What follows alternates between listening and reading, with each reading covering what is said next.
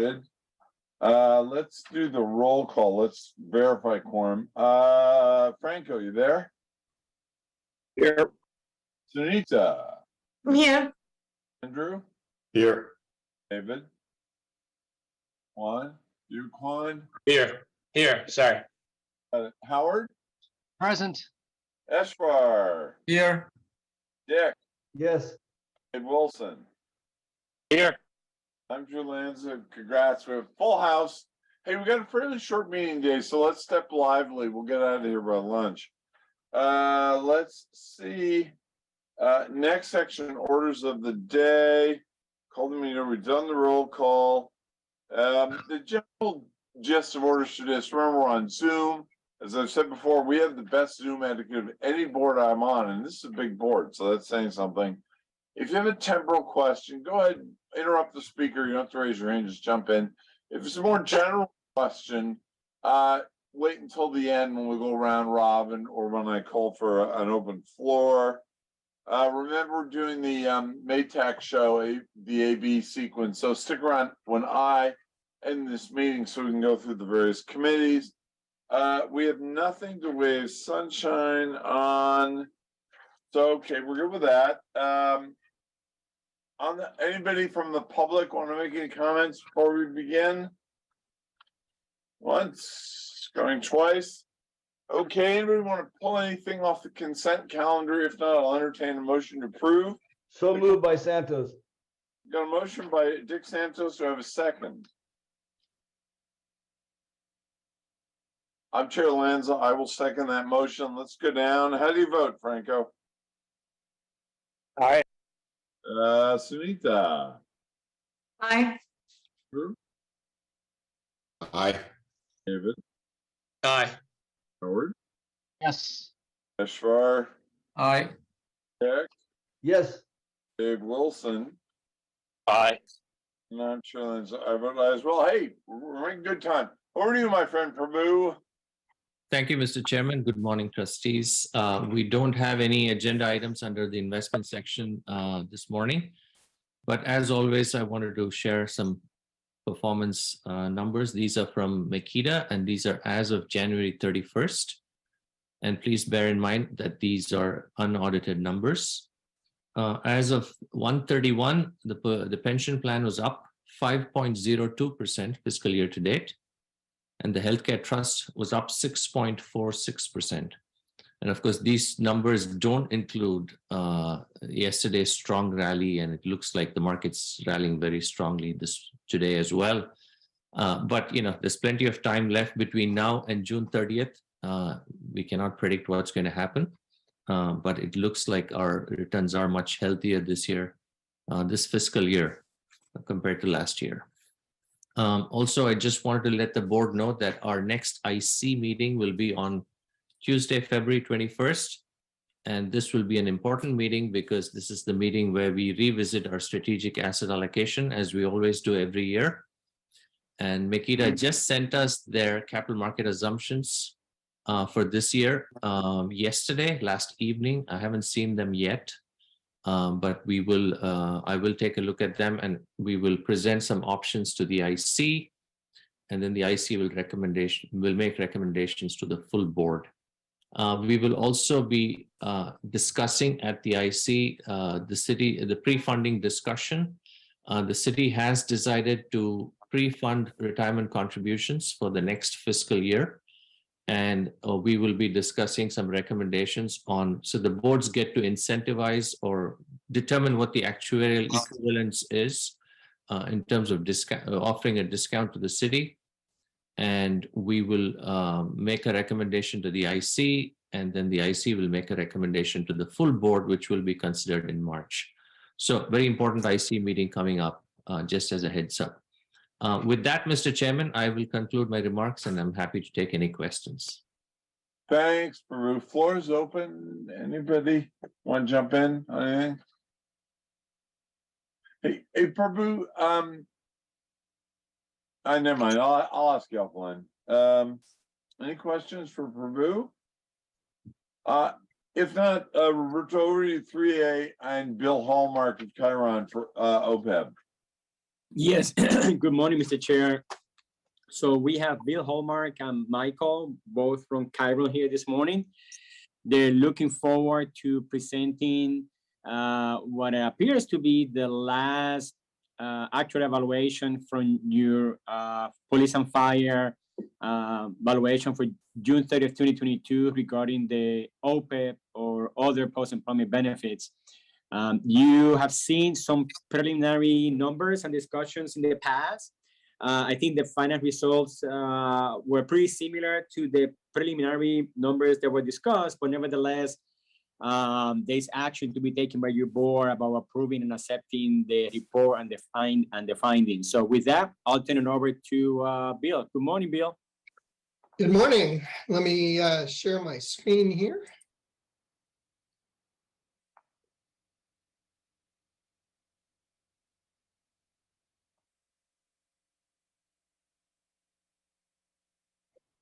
So as Roberto indicated, this is the last of our series of valuation presentations for the board. We started things off in October and are finishing them off today. We have the final results of the OPEB valuation for both police and fire. The valuations are structured very similarly to the pension plan with a couple things that are different. First, there are two separate accounts for the OPEB. The 401h account, which is within the pension trust, employee contributions go into the 401h account. Then there's a separate 115 trust, actually separate 115 trusts for police and for fire. And the city contributions go into the 115 trust. Currently, most of the benefits are being paid out of the 401h account. And so that account has been going down while the 115 trust has been going up. The other difference is in the pension plan, we are setting contributions for both employees and the city. For the OPEB, the member contributions are fixed in statute. And so we are just setting the contributions for the city. The results here, we're looking at the funded status. The bars are the liability with the blue for those receiving benefits, the gold for those who are no longer working for the city but entitled to future benefits, and the red for the active members who are eligible for future benefits. The green line is the assets. The funded status declines slightly for both police and fire during the year. You can see actually the liability stayed relatively constant, declining slightly for the police plan during the year. We look at contributions. Contributions in total remain pretty level. You'll see on the left side is the police, where the purple bar is the member contribution and the gold is the city's contribution. The city contribution is going up slightly and the member contribution is going down slightly. The member contribution is going down because this is effectively a closed group that's making member contributions. And so as members retire, there are fewer members to make contributions. It's a similar story on the fire plan, decline in member contributions, slight uptick in city contributions. The blue line shows what we projected from the last valuation for the contributions, and you can see it's pretty close to the same. It's slightly lower actually, even though we had investment losses. So with that, I'm going to turn it to Mike to talk through the changes. Good morning. And so this chart shows on the right-hand side the actual change in the unfunded liability this year, and you can see it went up slightly from 417 million to 418. And essentially what happens is the actual liability gain, which is really due to premiums, particularly for the Medicare plans, not going up by as much as expected, being offset by the poor investment experience that we had last year, plus a change in assumptions, which is really an increase in the inflation rate, which then increased the ultimate trend rate. They really balanced it out. So net, it's been zero. And then the chart on the left shows for the last 6 years, the source of all of the investment gains and losses, or all the gains and losses of the plan. And you can really see that the actual losses on the plan have been more due to assumption changes over time. And those are primarily the changes that have been made in the discount rate as the discount rate's been lowered over time. And then you can see the other big changes are there's a big benefit change that happened in 2017 due to the implementation of Measure F and effectively closing the plan. And basically liability gains, which are the light gray bars over time, which is you've had fairly positive medical premium increase changes over time, and then being offset somewhat by your investment gain or loss. Kind of the interesting thing is from an investment point of view, you can really see that hasn't really impacted the change in the UAL a whole lot. They've been kind of really minor changes, and the gains have been offsetting the losses so that you've been really coming pretty close to your investment return over that long horizon. The next page then shows your membership trends, and it really shows what's going on. The dark blue bars at the bottom show the changes in the members who are actually eligible for the full benefit. And again, as members retire, you can see those numbers drop. And then the individuals that are just eligible for the catastrophic disability benefit grows as those active employees are being replaced. Kind of the key thing on this is to really focus on the real major long-term source of your liability is that kind of medium green bar in the middle, which is those individuals that are eligible for Medicare. And that is a really growing piece. You can see, for instance, for the police, between the Medicare and the non-Medicare eligibles, it was split about 50-50. And now that's grown to more like 60-40. And that's going to continue to grow as more people retire and they age into that population. And you see a very similar thing happening on the fire side. So that's really where your liability is going to come from in the future. And so whatever happens with Medicare, as that translates into premium changes, is going to impact your long-term liability and funding needs. The next chart then looks at your active members, and it really does show the picture of the light teal bars are those that are just eligible for the catastrophic disability, and then the dark blue are the members eligible for full benefits. And you can just really see the trend in the next few years as more and more individuals reach retirement age and will start leaving. You're going to see more and more people falling off of the plan going forward. And then the next one shows the similar thing, but just for your retirees. And again, the focus here is the shift that continues to happen as members age. You can see the little diamonds that are above the graphs are what people were in the last year. So you can really see you've got less and less people that are over 65 and a lot more are they're under 65 and a lot more that are over 65. And that trend is going to definitely continue into the future.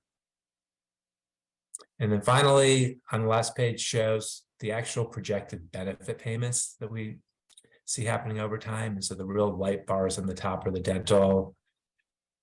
Then you have the Medicare eligible piece of it, the Medicare Part B. So again, when there are some universal Medicare Part B premium, and then the Medicare eligibles and the pre-Medicare. And the pre-Medicare, you can really see hits a peak in the next 7 or 8 years, and that actually starts to decline as those members retire and reach Medicare eligibility.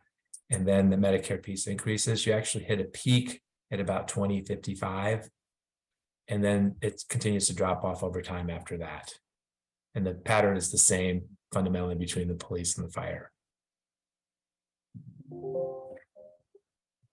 So if we look at our projections for assets and liabilities, assuming all assumptions are met, the plans would reach full funding around 2047. We're only going out to 2042 here, so they're in the mid 90s with a the contributions really driving an increase in the market assets. Now, the way those contributions are set is we set up amortization schedules for changes that happen each year in the UAL. We first started the actuarial funding in 2017. And so the dark bars represent the payments on the UAL that existed in 2017. And the light bars are all the changes that have happened since, including, you can see this year, there's hardly a change down there at the bottom on either of them.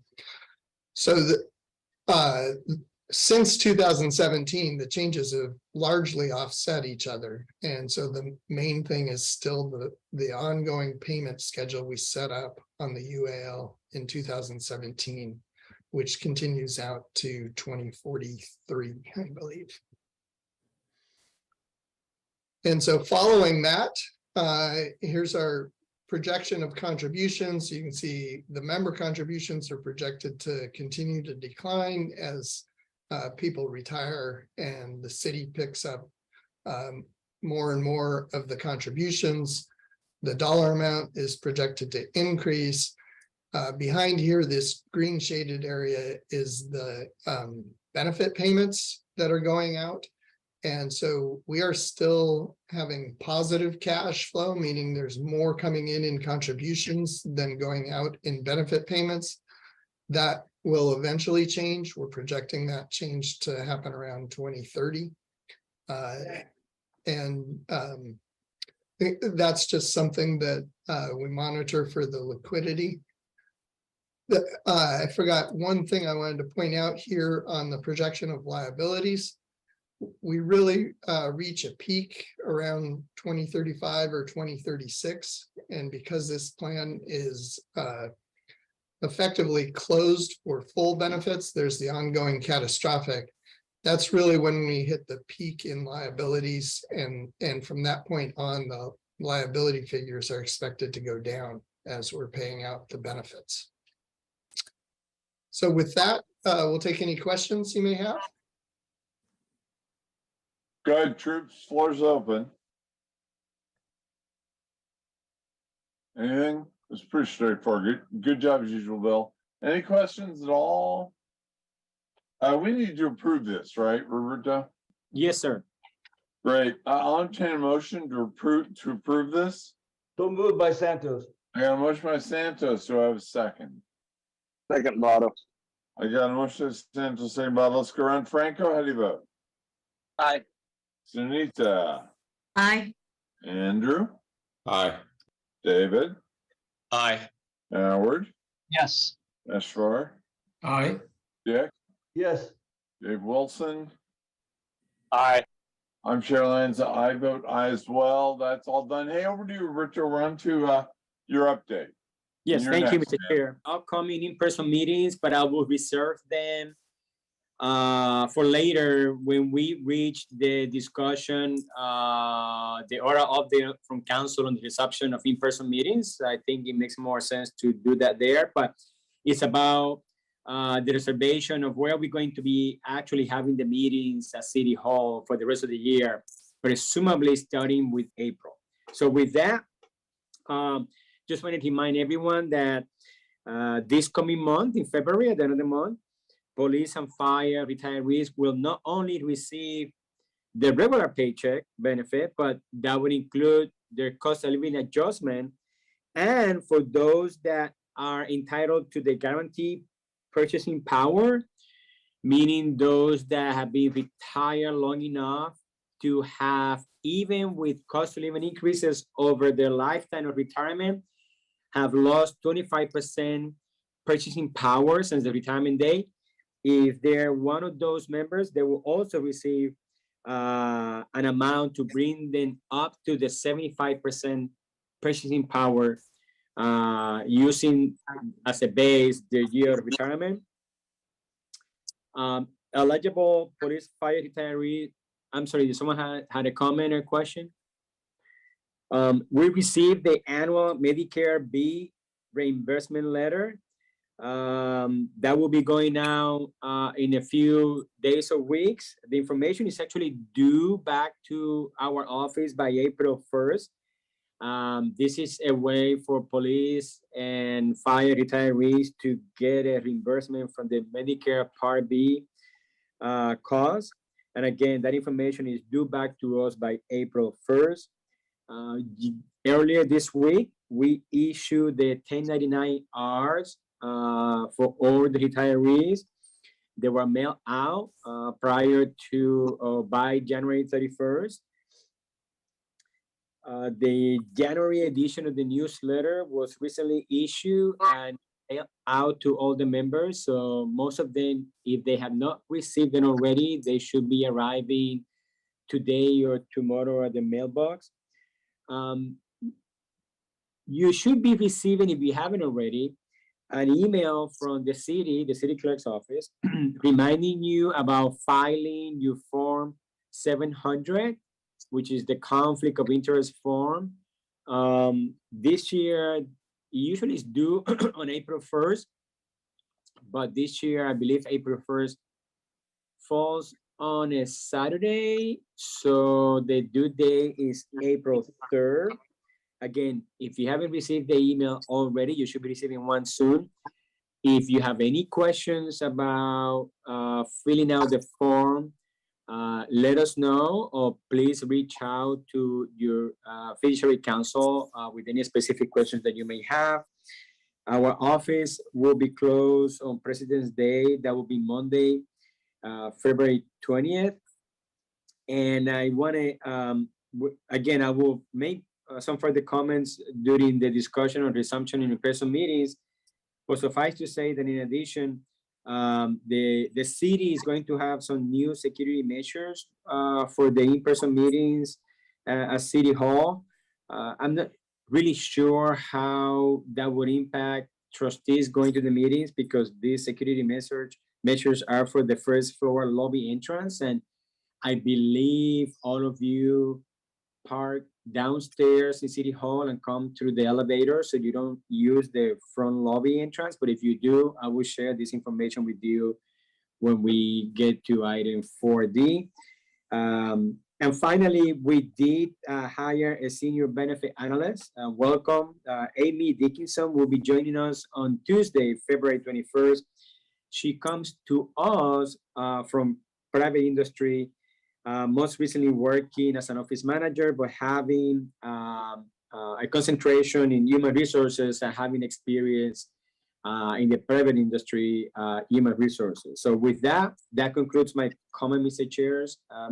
I'm happy to answer any questions. Any questions for Roberto? Yeah, Yeah. Mr. Chair, Go ahead, Santos Jack. was a little confused about when are we going to be in person again? What's the date or assumption?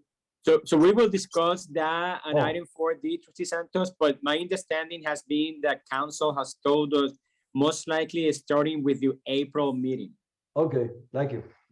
Yeah, Dick, it's come up so often, I actually added it as a separate agenda item. We ask Maytech every month, and I asked Maytech if she'd mind covering it separately, and she giggled and said, no, we're doing it anyway. So we're gonna go ahead and cover it as an item. Any more questions for Roberto? If not, over to you, Councilwoman Pam Foley. Greetings. Thank you. I'm back. I got reappointed to this, to be the liaison to this board. I'm actually lobbied for it. So here I am. You're stuck with me again for 2 years. Lots happening at the city. We'll take you in any state we can get you, Pam. It's an honor to have you on this board. Thank you, Drew. I appreciate that. Every meeting I'm sitting on this, and this is now beginning my 4th year, I learn something every time. So this is a complicated topic that you all address, and every meeting I feel like I'm a little bit more educated. So I'm happy to be here. We have, as you know, a new mayor. We have a new city council, only 4 veterans returning. I'm one of them. The mayor is a veteran too, but he moved up from city council seat to the mayor's position. We now have a full council, having appointed in District 8 and District 10. Oh, that's just the 2.5, right? Oh, yes, that's the same one. Okay, I'm just gonna, I'm gonna continue on. Hey, Michelle, Linda, put her else on mute, will you? No, that's fine, that's fine, yeah. Trying. So, so with the new mayor, he has created these new transition teams that are taking a look at 5 areas within the city that are designed to meet really short term and then come to the city council in February with suggestions on how to improve various areas of operations within the city. And we'll be using that to set our priorities for the city and then also our budget. So priorities will be in February, budget will be in, well, we start looking at it in March. And I have been assigned to co-chair the transition team on homelessness, which is a huge issue, as you all know. And one of the issues that as council members we're constantly trying to reduce the number of those living in unsheltered and also reducing the impact on our neighborhoods. So we have 2 charges in the homeless transition team, and one is to come up with metrics to reduce the number of unsheltered residents living on our streets. And the other is to improve the impact on the neighborhood, the surrounding neighborhoods. So we're going to come out with our recommendation. Well, we'll finish our report next week and then present to the council on February 14th with the decision to be made on priorities on the 28th of February. A lot of work is going into that.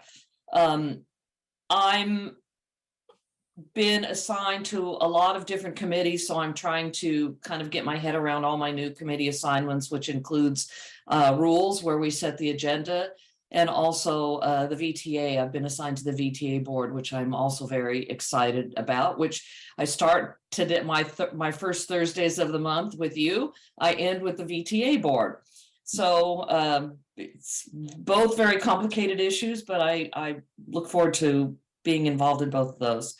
Finally, I do have a question for you, or one to let you know that you had an agenda item set for consent next week, but we have moved it to another day. So Roberto, I'm not sure what date it's going to be assigned to, but we had a really small agenda on Tuesday, February 7th.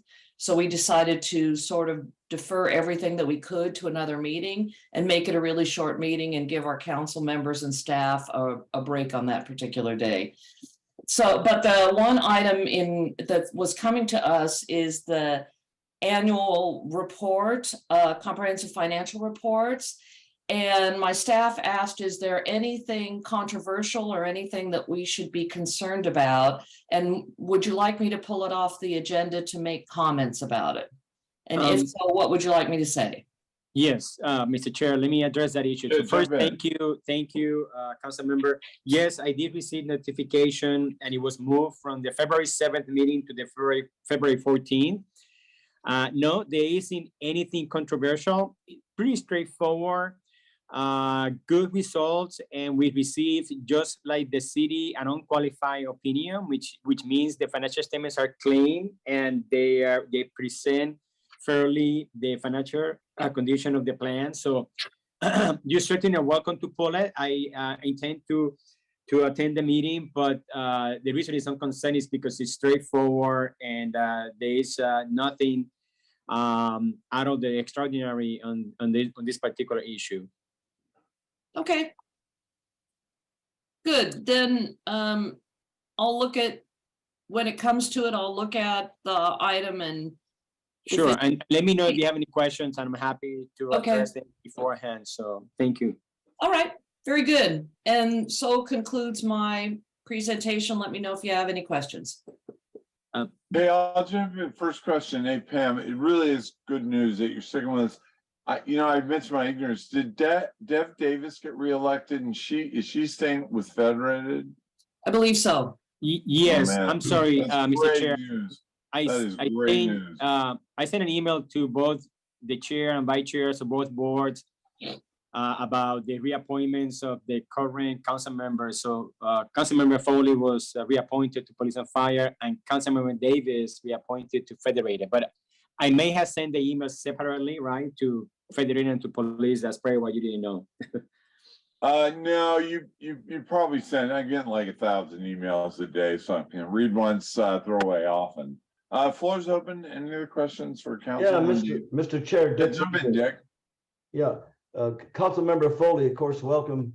You didn't leave, you stayed, and I'm glad to have that experience to stay. Thanks, I Dick. know, I listened to you, just alone, the liaison responsibility here is awesome for you, plus VTA and of course the controversial unhoused. And I just want to tell you that I'm glad you're there.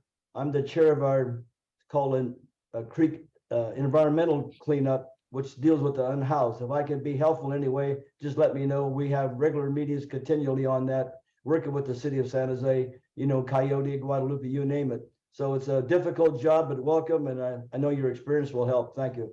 Well, I appreciate that, Dick, and in all the hats you wear, I appreciate the one that you wear on Valley Water. So we should talk about what's going on in our creeks. Will do. Thank you. Yeah. Okay. Thank you. I appreciate it. Mr. Chair, Jump in. Floor's open. Jump yes, in. I apologize. I forgot during my update to provide this information, and Councilmember Foley comments reminded me of it.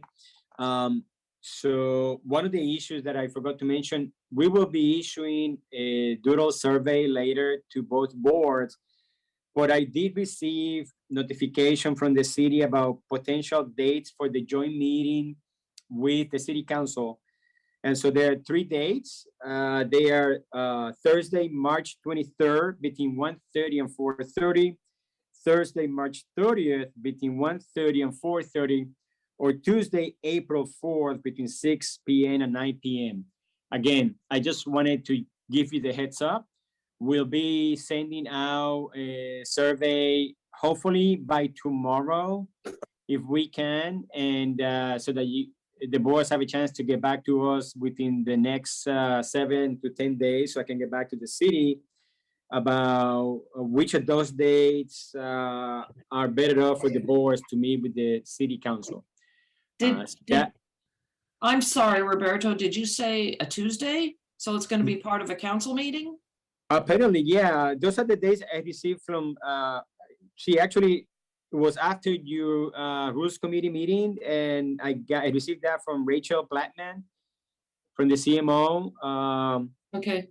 Yeah, so the first 2 are Thursdays, but Tuesday, I assume it will be a short meeting, and then we'll meet after 6 p.m. Okay.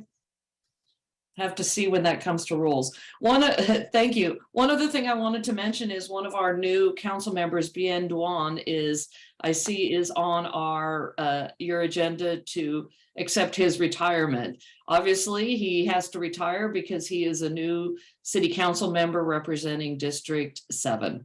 You are correct, council member. And again, you reminded me one more comment I wanted to make to the boards. I will be actually going around next week. As Councilmember Foley indicated, I think there's been a 60% turnover rate at the city council. Of the 10 seats, 6 are new ones. I'm going to be going around with Jennifer Chembry to, I believe, the 2 newer members of the city council, providing them a presentation on pension benefits and both the Federated and Police and Fire retirement plans. And I also intend to reach out to all the council members that are new in anticipation of the joint meeting with the city council, not only so I get a chance to connect with them and meet them and they meet me personally, but also to provide some, hopefully, some basic background education information on the pension plan. So by the time we have the joint meeting, at least they have some knowledge of what is it that our office do, what are the responsibilities of both of you boards and the pension plan. So thank you, Mr. Chair. Floor still open. Anything else? Thanks, Pam, as always. you. We really are honored to have you. As you know, we're gonna be doing the incentive compensation thing, and when I talked to Mayor Liccardo the day before he left, he said, "You best pray you get Pam and Deb back." So prayers were answered. He was well. I don't think it's gonna be a heavy lift, you know, Pam, but I think having you and Deb there to say, "Look, we've looked at it. It makes sense to us." I just think will be enormously valuable. Yeah, I agree. All right, hey, over to you, Harvey and Maytech. 4C, more learning. Mr. Chair, no, I was Yeah. just going to recommend to go to 4D because I think Yes. 4C, we have a time certain at 9:30, Mr. Chair. So we Great. may be able to Super. cover 4D and 4E Great, before let's do time it. certain. Great, over to you, Yeah. Maytech, then for 4D.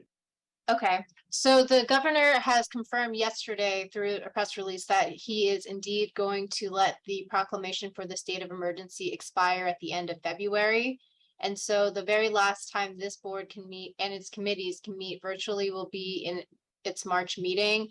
And there will be no more Maytech show going forward from March, and we will be attending in person starting in April.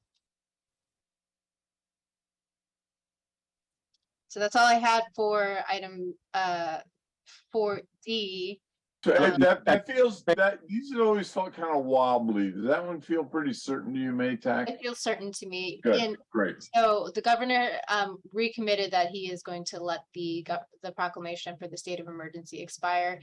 Now, I also want to note that President Biden has his own proclamation, and that's set to expire in May. And so that kind of gives you the tea leaves that we're coming out of COVID-19, the pandemic. So we should start preparing on how we will resume in office. I have a question on that, if I may, Mr. Chairman.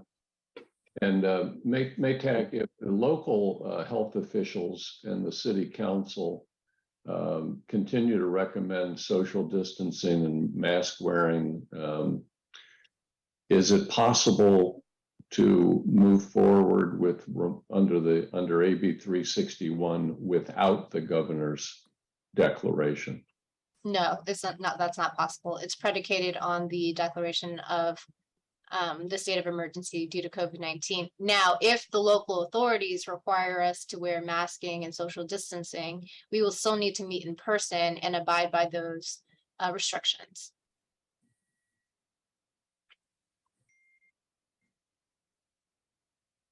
Thank you. Any more Mr. Chair? questions? Yeah, go ahead, jump in, Roberto. Yeah, no, I just wanted to mention, so what I wanted to share with the board is that in anticipation of the in-person meetings, we have been working with the city, Public Works specifically, which now is actually head by the active new director of Public Works of the city, which is Matt Walsh, the former chair for the federated board. In any case, the city is actually going through some renovations of the former location where we used to have our meetings in City Hall. And so in any case, we reach out and we did get the location for the remainder of the year. As of right now, it appears that your first meeting on April 6th will take place. We will keep you posted and let you know, but we will take place at the 5th floor of our building. Our offices are located on the 6th floor on 1737 North First Street. So it will be on the 5th floor where we usually used to have the investment committee meeting for those of you that were at the board 3 years ago and attended those meetings. But after that, for the remainder of the year, we have our usual location on City Hall, except for maybe one or two that we will actually meet at the city council chambers. So again, the next meeting in person, the April 6th, most likely will take place at our offices on the 5th floor. We will certainly reach out to you with plenty of time and let you know. And the rest of those meetings for the year in person will take place at City Hall, our usual location. The wing rooms, except for maybe one or two that will take place at the City Council chambers. And second, as I mentioned, the city, which right now doesn't require but recommend the distance and to wear masks, will implement new security measures, but those are for people coming through the first floor lobby entrance. As you may remember, those of you that have been at the board for a few years, you come into the city hall through the underground parking and come through the elevator from the parking below City Hall. So we will be reaching out to you. I know some of you joined the board after COVID-19. And so we will reach out to you about location for City Hall and what are the steps to follow, not only to be able to go into the parking, but that we can stamp those tickets so that you don't have to pay for parking, and let you know where the wings on the City Hall are located. So that concludes my comments, Mr. Chair. I'm happy to answer any questions. Anybody have any questions on how we reopened through the Maytac or Roberto? If not, let's jump then, Maytac, to the first part of the Maytac show. Sure. So with the backup materials provided to you, it has supporting factual findings, which are that one, the governor's proclamation remains to be in effect as of today, and that two, that the San Jose City Council continues to recommend social distancing in city facilities. If adopted by majority vote, these two factual findings will allow your board to continue to meet virtually for the next 30 days. Thank you. Right. So we're looking for a motion to accept these factual findings. So I have that motion. So moved by Santos. I've got a motion by Dick. Do I have a second? Second, Will. Great. Thanks, Dave. Let's go around. Let's see. Franco. Aye. Sunita. Aye. Andrew. Aye. David. Aye. Howard. Yes.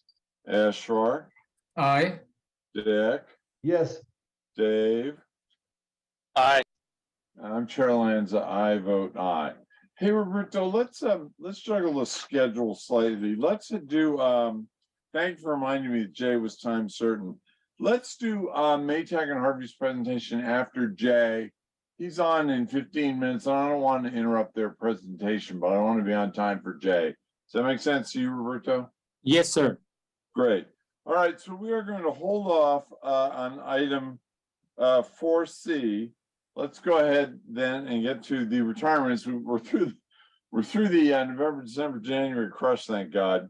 I'll look for a vote to approve the service terms of Bien Don, Fire Captain, Fire Department, effective Jan 1/23 with 22.56 years service. David Lee Dorman. Wow, we got 3 fire captains leaving. Fire Captain, Fire Department, effective Jan 22, 2023 with 24.92 years service. And Mark Roberts, Fire Captain, Fire Department, effective Jan 31, 23 with 25.53 years of service. I do have a motion to approve.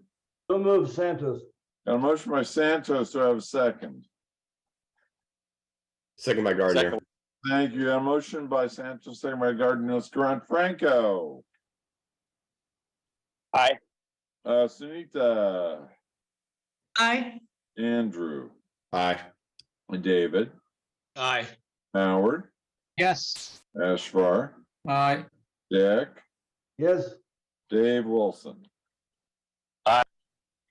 Chair Lanza, I vote aye as well. We get deferred vested for Davidson Dayhouse, police officer, police department, effective Feb 23, 2023 with 13.62 years of service with reciprocity. I'll entertain a motion to approve. So moved, Santos. A motion by Santos. Do I have a second? Second, Will. Thank you. A motion by Santos, second by Wilson. Let's go around. Franco. Aye. Sunita. Aye. Andrew. Aye. David. Aye.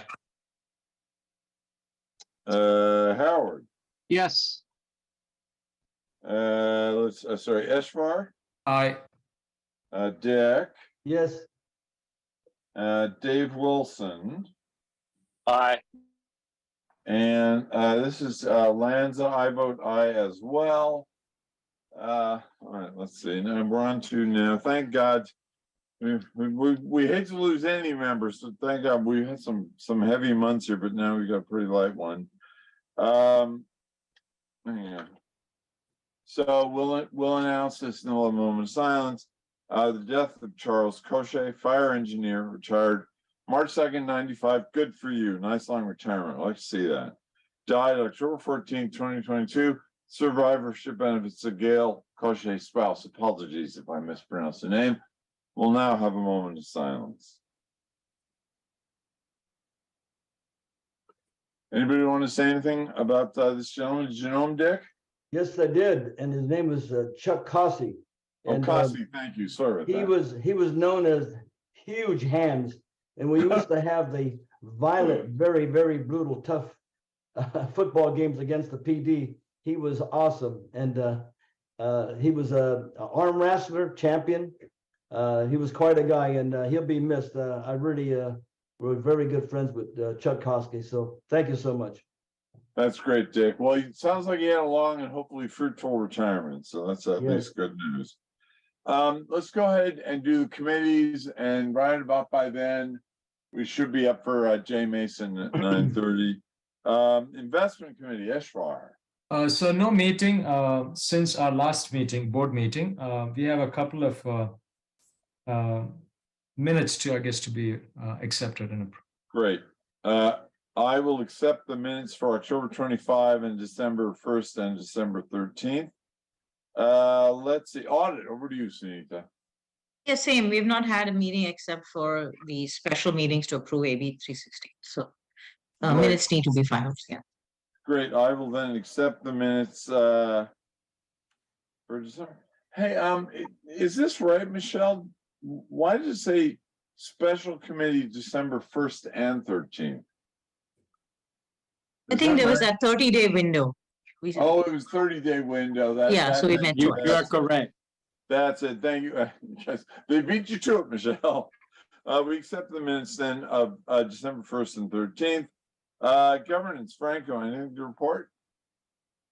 There's nothing to report, and we haven't had the special meetings, so I don't think there should be any notes. Yeah, there are no minutes. That's right. Yeah, that's what happened with the JPC. We didn't meet for 2 or 3 months. We just had the special in-person meeting to fire it back up again. It's pretty easy. Dick, Disability Committee. Yes, Mr. Chair, as you know, the next meeting will be the February the 6th. The question I have for you, are you going to be attending the retirement conference here in March? Which one, Dick? It's in March 3 through 6, the CalPERS I don't think so. Let me look at my in hand. Monterey.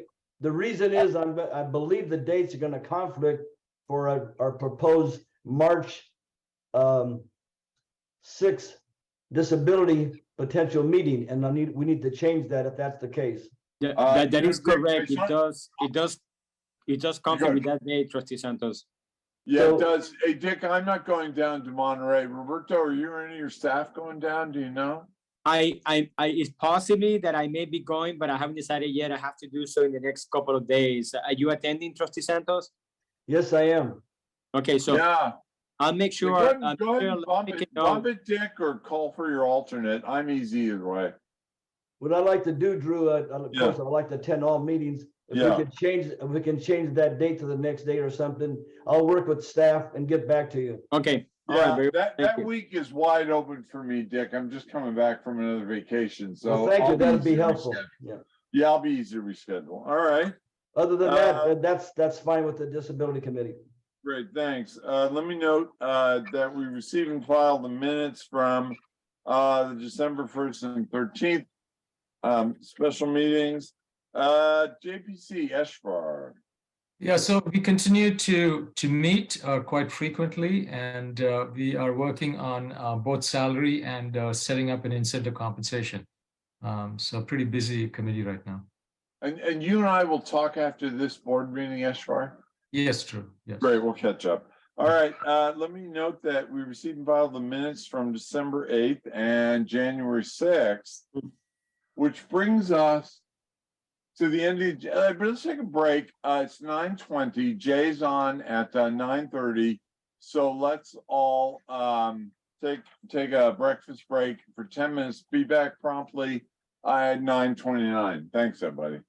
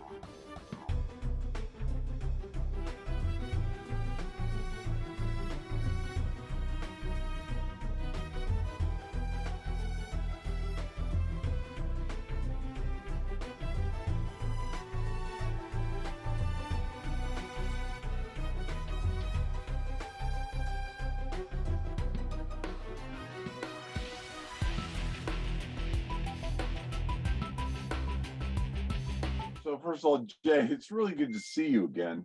Let me let the rest of the trustees who don't know that Jay served on this board and was a distinguished colleague.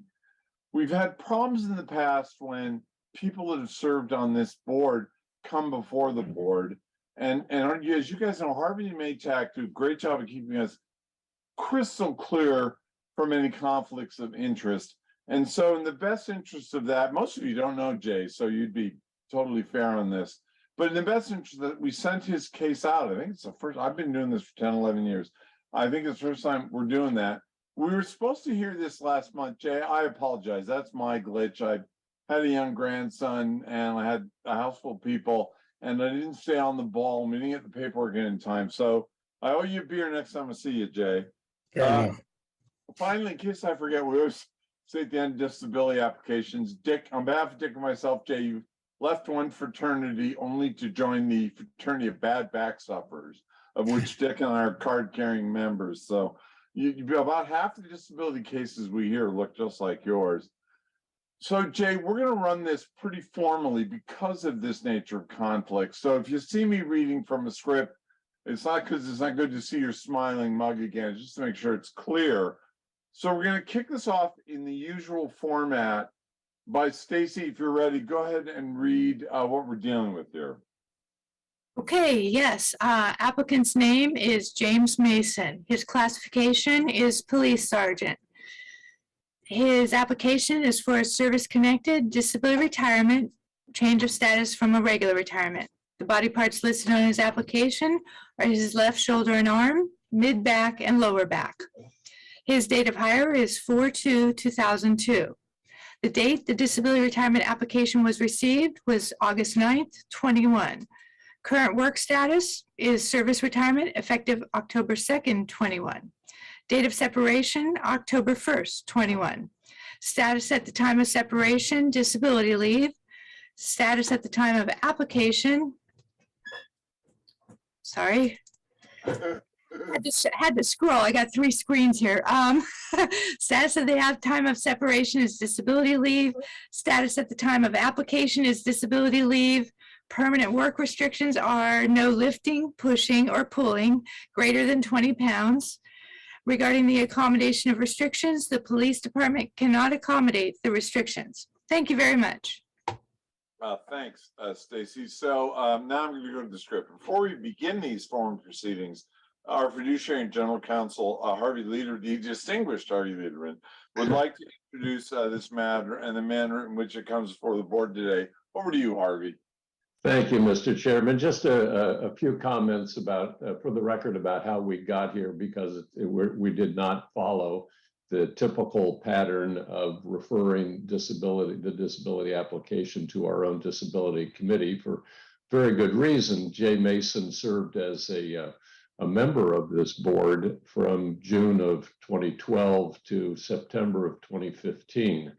And as you know, we have spoken to you in the past about the importance of this board making benefit determinations that are fair and impartial, and also avoid even the appearance of bias or favoritism. It's customary with our California public pension clients, the plans, that when they make determinations about specific benefits for people who sit on the board or are on executive staff of the system, that it's a pretty common practice for them to ask another plan, a neighboring plan or a sister plan of the similar nature, to do the workup on a file and put it through their determinations, gather the evidence, obtain medical advice, so that we maintain the fact and the appearance of impartiality. So in this situation, that's exactly what we did. When ORS received Mr. Mason's application, we asked our neighboring systems in San Mateo, Samsara, to run the application through their disability determination process and make a recommendation to our board, just as our disability committee would make a recommendation to the board. So what you have before you is Samsara has done that for us as a courtesy, extended to a sister system. The standards for incapacity and service connection are the same as the standards that we would follow here under the San Jose Municipal Code.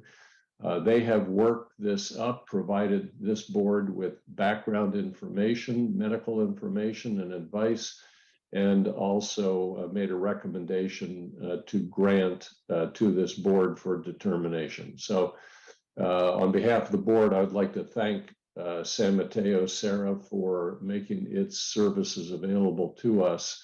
And now we'll turn it back over to the chair and the board to consider the recommendation from San Mateo and answer any questions that you may have. Thank you, Mr. Chairman.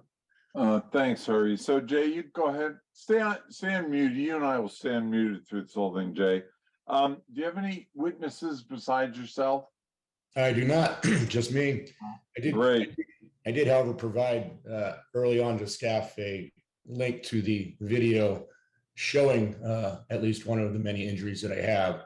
And it's open source video now. If anyone hasn't watched it or didn't have an opportunity to, I'm more than happy to provide that link if necessary, if there's any service or job-related connectedness that they need to assure themselves of. Well, unless you like, I have, and unless you like watching gory films, I wouldn't recommend it to a young audience. So I'd like to introduce Elizabeth Langland. I apologize, Elizabeth, if I slaughtered your name. Who's retirement benefits manager with Samsara, who can answer questions about the process. Let me tell you, Elizabeth, I was born and raised in San Mateo County. I sit on our disability committee, and you guys do it better than us. And I'm a little bit jealous, but since I'm from San Mateo, I'm not too jealous. The floor is open. Are there any questions for the Samsara process or their findings from any board members? So, Elizabeth, great job. Very, very thorough. Having now sat on our disability committee for 10 years, I wish all of our stuff was as detailed and thorough as yours. So thank you for coming. Stay with us. Okay, let's see. Jay, will you confirm that you received communication from our staff notifying you of this board meeting? Correct. You've gone through the 411 pages. You've had a rough life, Jay. Will you stipulate to the relevance of the reports to the review of the disability retirement? Was it all there pretty much, Jay? You added the video, but was it all there pretty much? Pretty much. There was there's one original back injury that was not included in that. I believe the paperwork was never filed by the police department correctly originally, but I believe that the medical file itself was actually included. Great. Let me, for those of you who aren't familiar with disability process, this is very common, especially younger policemen and firemen injure something and they think, well, you know, what does your football coach say? Hey, shake it off, kid. And they either file or they don't file. If they do file, they don't make sure it got all processed. So that's pretty normal. Let's see. Okay. So Jay, just you're the only witness, right? Correct. All right, let's see. Is there a representative from the police department who wishes to add anything to the department memo dated December 5, 22 on accommodation of work restrictions, or wish to present any other testimony relevant to the issues determined in the hearing? Do we have a rep from the police department on this call? Yes, Lisa Perez, I'm here. Oh, hi, Lisa. Good to see you again. Are we good on this? We're good. I have nothing to add. Thank you. I wish all of our apps were so clean. Jay, go ahead and give us your testimony in your case. I mean, it can be pretty informal. They often are. Just the stage is yours, Jay. As far as how the injuries occurred? Yeah, we have all the medical files. Give us some color, though, Jay. Just a couple of minutes if you have it.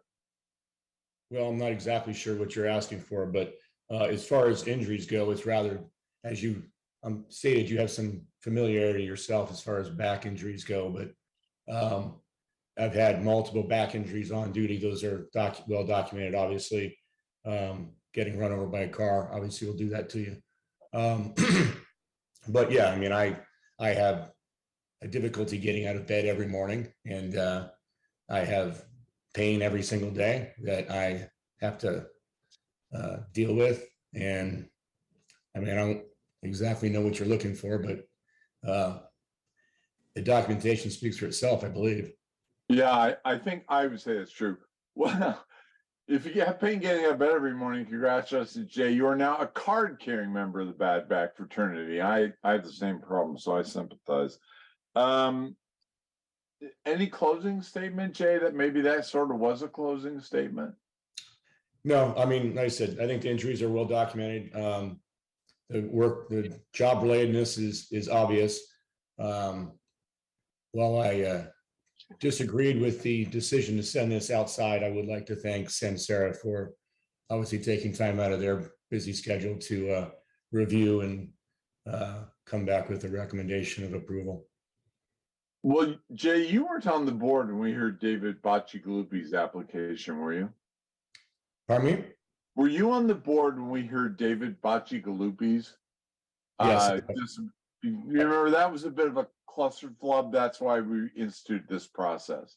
Right. David complained that that hearing was unfair, and I think he was right. There was a lot of emotion, and there shouldn't have been. So that's why we instituted this process, so that would never happen again. You just happen to be the first person to hit the process. So floor is open. Harvey, Maytack, Roberto, any board members, any questions or comments? Russ, Russ, what do you think about this? Hi, can you hear me, Drew? I've kind of fouled up on the old Zoom. Oh, good. No, I hear you just fine, Russ. I reviewed all the material. I kept the usual standards in my mind, burden on Mr. Mason, not to give him the benefit of the doubt. But I definitely concur with the Samsara recommendation. Incapacity, there are permanent work restrictions, and the department cannot accommodate them. For those of us raised on Dr. Tierman, there was perhaps a little bit more than some of us would like on cumulative trauma, independent of specific trauma. But Mr. Mason had specific trauma, including the July 6, 2020 incident. And all of those incidents that affected his lumbar spine occurred in a context where Mr. Mason unfortunately has lumbar degenerative disc disease. So that disease is there and progressing, unfortunately. And so the July 6, 2020 incident, in my mind, was a factor that aggravated his condition. And so maybe somebody with a fine back, that incident would not have caused any lumbar issues, but that is not what Mr. Mason brought into that incident. So I concur in the recommendation. Great. Floor is open. Any questions? Mr. Chair, if I may, just a couple of things. First, I do want to publicly, well, first of all, good to see you again, James. Nice to see you, Roberto. I do want to publicly thank James for his patience with us. As he stated, there were times where we had disagreements, but he was very cordial about it and very understanding. And again, just as Chair Lanza indicated, even though he took blame for it, it wasn't his fault. Ultimately, it falls on me.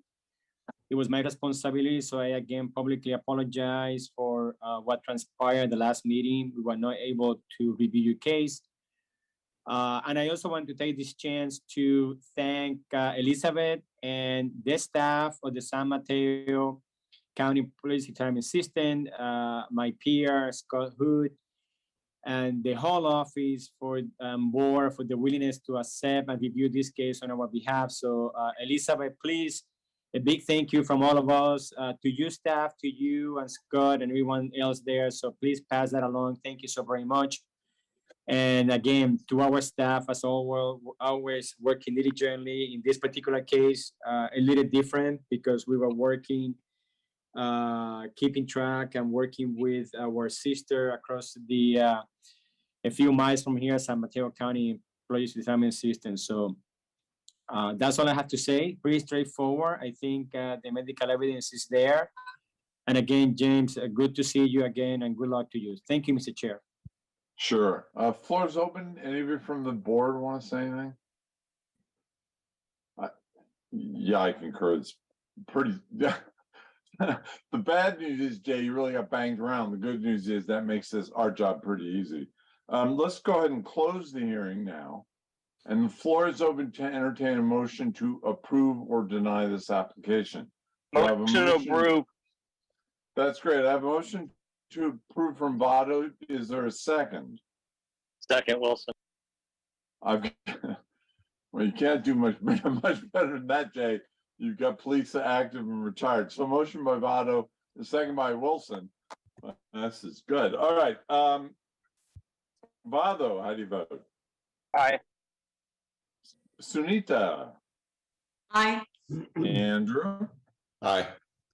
David. Aye. Howard. Yes. Ashvar. Thanks for your service, Jay. I vote aye. Thank you. Dick. Yes. Dave. Aye. And I'm Chair Lanza. I vote aye. Jay, sorry we found you, but thank you, and thank you, Elizabeth. This is one of the easiest cases. Not that that's good news for you, Jay. Next time you're in town, look me up, Jay. I'll buy you a beer. Sounds good. Thank you, everybody. All right. Thanks, Liz. Thanks, everybody. You guys can all drop off now related to this. Let's see. We've only got actually one more agenda item, and then we'll jump to the second part of the Maytag show. I'm just looking at the number. 4C, conflicts of interest. Go for it, Maytag and Harvey. Sure. Can I please get a, hold on, let's see if I can show the screen now. It looks like I can. Okay, thank you. So please let me know if you can see my screen. If I should make it bigger. We can. We got it Okay, now, great. Maytag. There we go. So Harvey's going to kick us off. Yeah, just a couple of comments to start this. You know, every year, at least annually, we try to come to the board and do a refresher on fiduciary responsibilities and on especially on conflicts of interest, because for fiduciaries, that's the third rail that we dare not touch. For many of our clients whose boards have delegated substantial responsibility to staff, especially on the investment side, we like to add another component to this educational session, which deals with what we call undue influence. And that is essentially when board members have, for good governance reasons, delegated substantial responsibility to staff. And of course, the board should always keep their eyes on what staff is doing. But we say keep your eyes on and your fingers out, because you've made a governance decision when you delegate responsibility, and you should abide by that. And of course, you need to monitor your delegation, make sure your delegates are acting as fiduciaries as well. But it's really a recognition that we need to also talk a little bit about good and not so good board behavior in situations where you've delegated your fiduciary responsibility to others and granted them discretion to make decisions on your behalf. So that's why we're bringing this to this board at this time. So that we can have a broader conversation about relative roles between the board and staff to whom they've delegated. We'll let Maytag kick it off, and then I'm going to swoop in a little bit and talk you through and get your views of a few hypothetical scenarios that actually are not all so hypothetical. But Maytag, why don't you take it from here, and let's see how the conversation goes.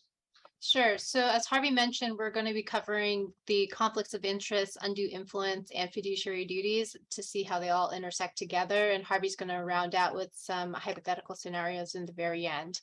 So there are 5 primary fiduciary duties which are set forth in the California Constitution, Article 16, Section 17, which are the primary duty of loyalty, the exclusive benefit rule, duty of prudence, duty to diversify, and to follow the plan documents. So let's start with the first one. The primary loyalty duty is essentially the duty of loyalty. The reason why we call it the primary duty of loyalty is that the duty of loyalty takes precedent over all other duties. And so we can think about the duty of loyalty as the primary duty rule as taking precedence over all other fiduciary duties. Why don't Now, we go the to next- slide 3, Maytag?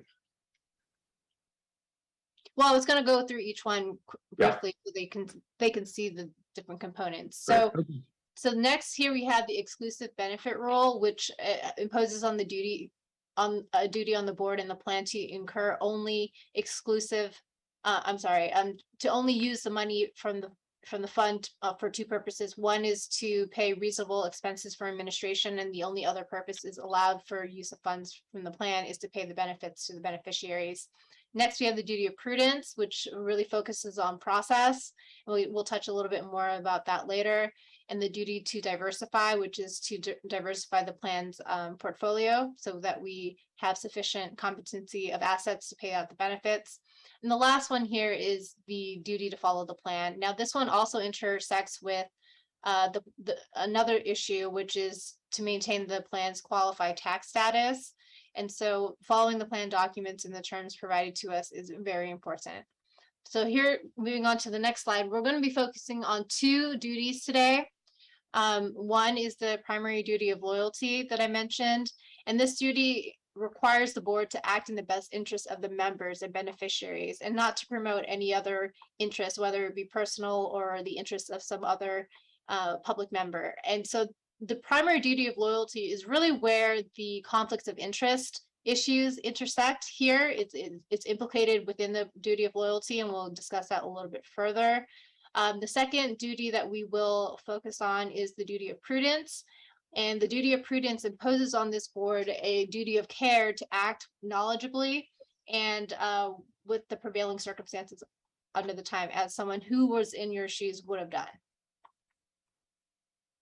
Next, we have, so what does it really mean to be loyal? Now, each of the trustees sit on the board as an interested board member, but you're not sitting on the board as a representative one. This is, for example, this is not Congress.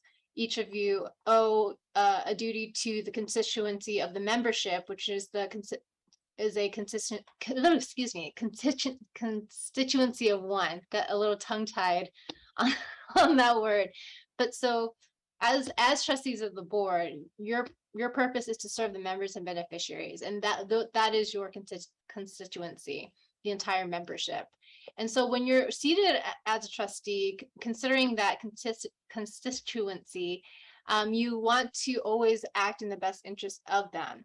And so one of the strongest ways to determine your duty of loyalty and to test your duty of loyalty is to avoid conflicts of interests.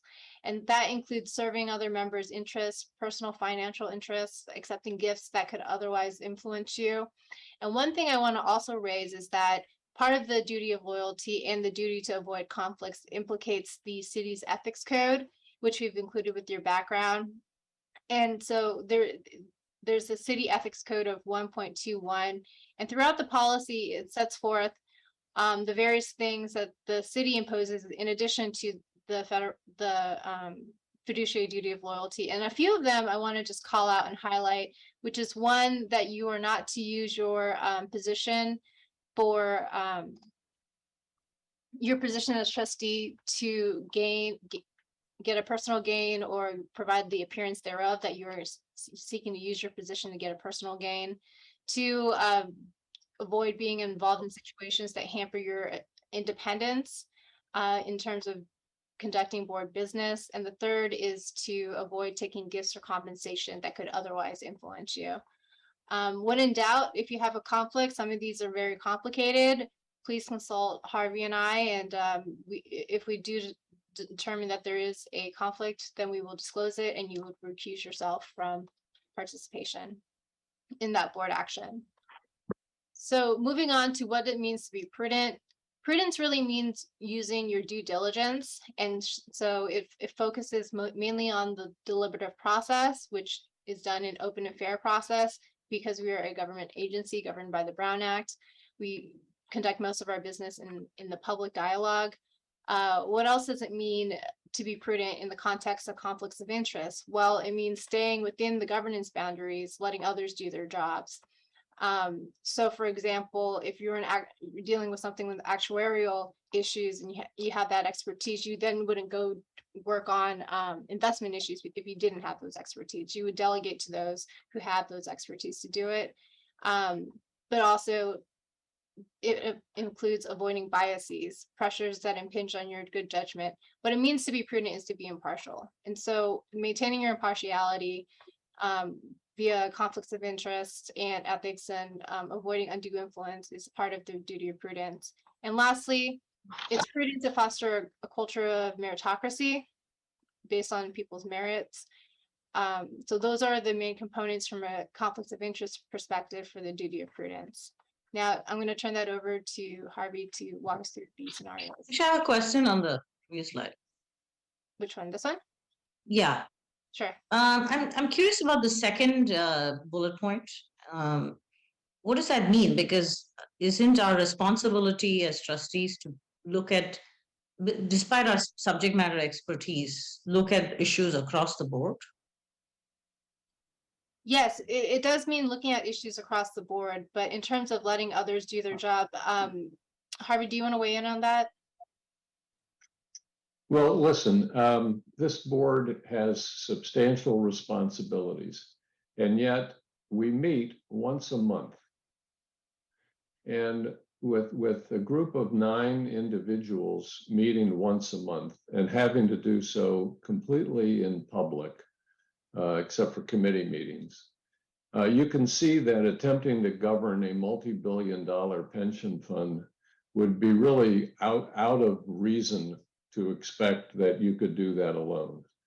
So as a consequence, you employ staff, you employ executives and support staff to carry out the work of the board. It's the board's obligation, of course, to monitor, first of all, to define what is delegated to others and what the responsibilities are, and what the accountability is, and then to monitor that, and then to make adjustments to make sure that that's consistent with the board's responsibilities. But you have to, it would not, in fact, under the circumstances, it would not be prudent for the board to not delegate responsibility to others. There's a couple of double negatives in there for a good reason.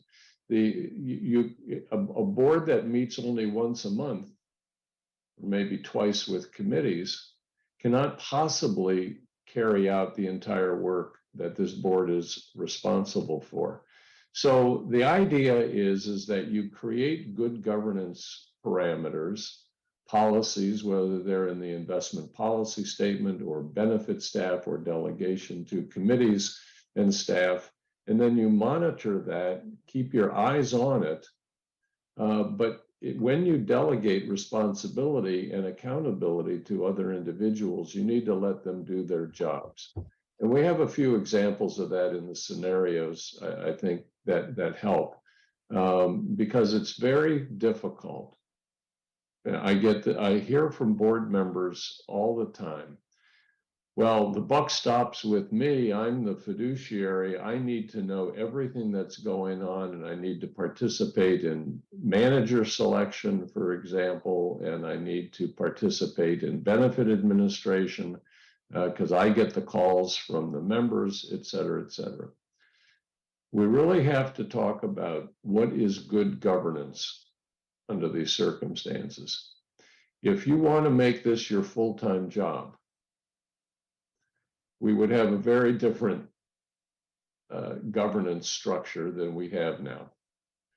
But this is not any of your full-time job.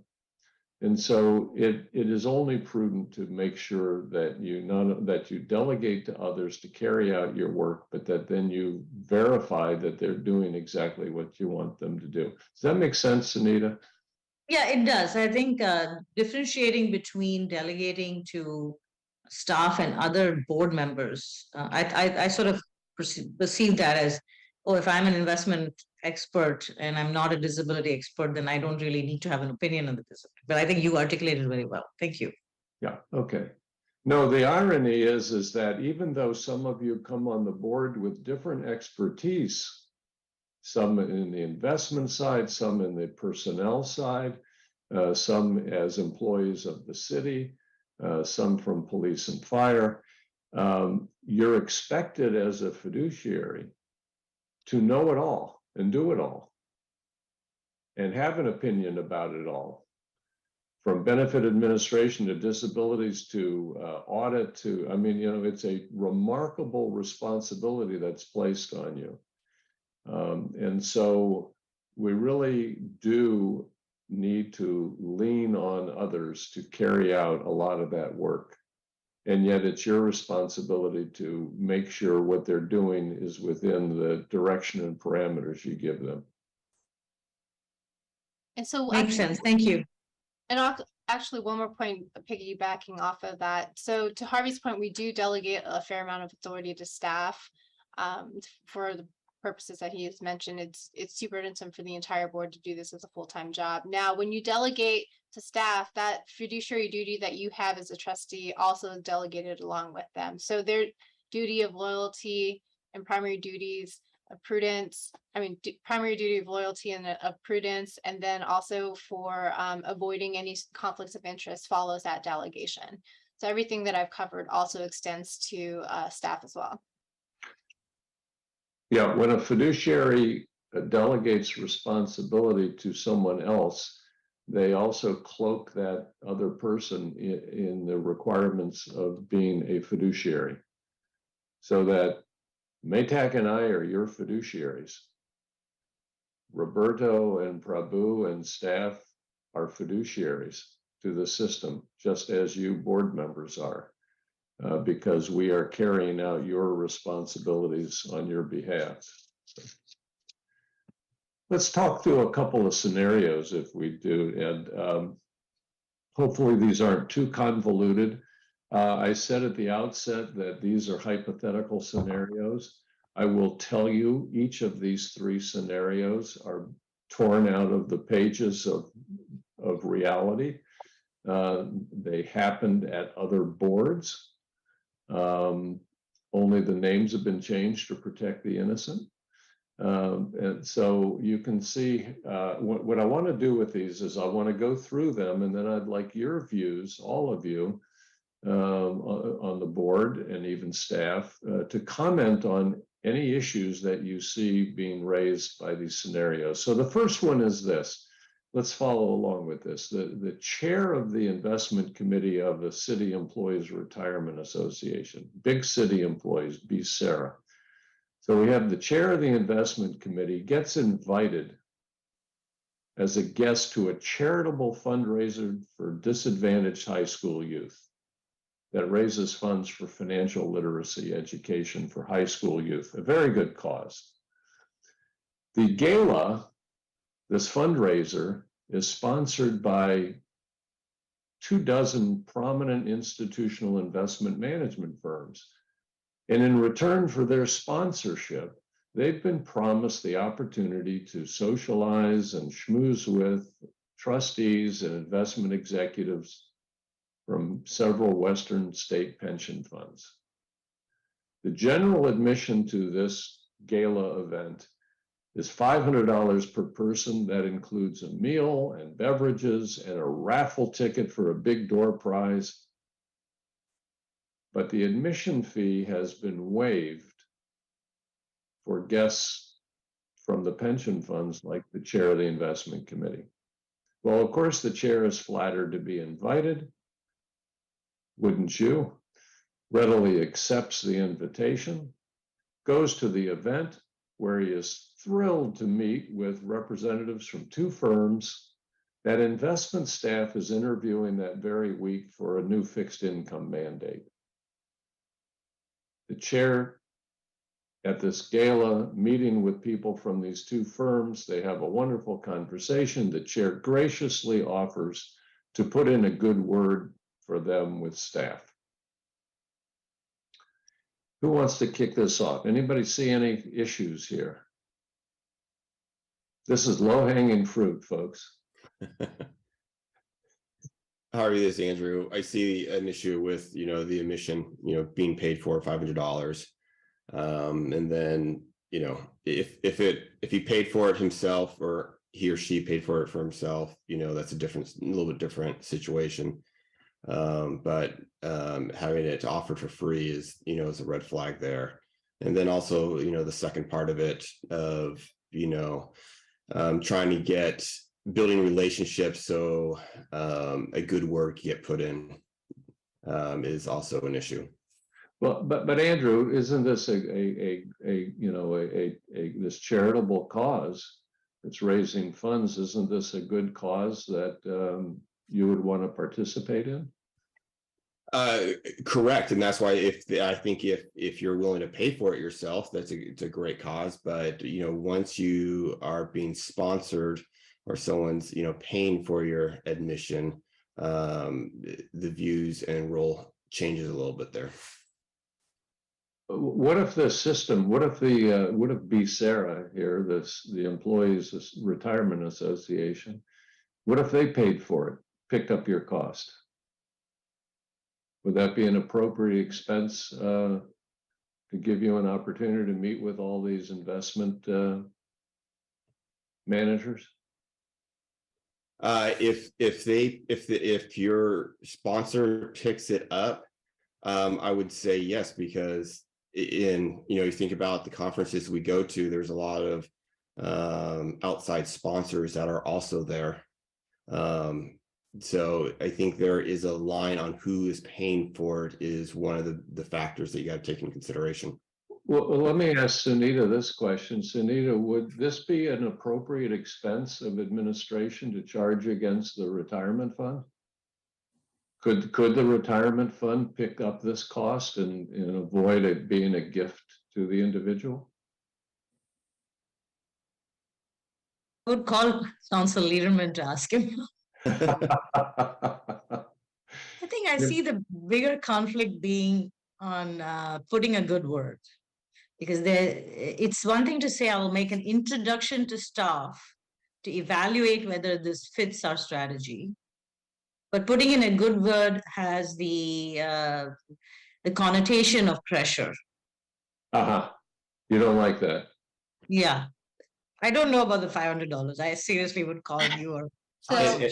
And Harvey, to piggyback on that, to answer that, the 500, if it was us, it would not be a reasonable expense. Correct. For our plan. Oh, there you go, Andy. I'm glad you mentioned that because I wasn't going to pay for it. Why wouldn't it be a reasonable expense of administration? Because it's a charitable event.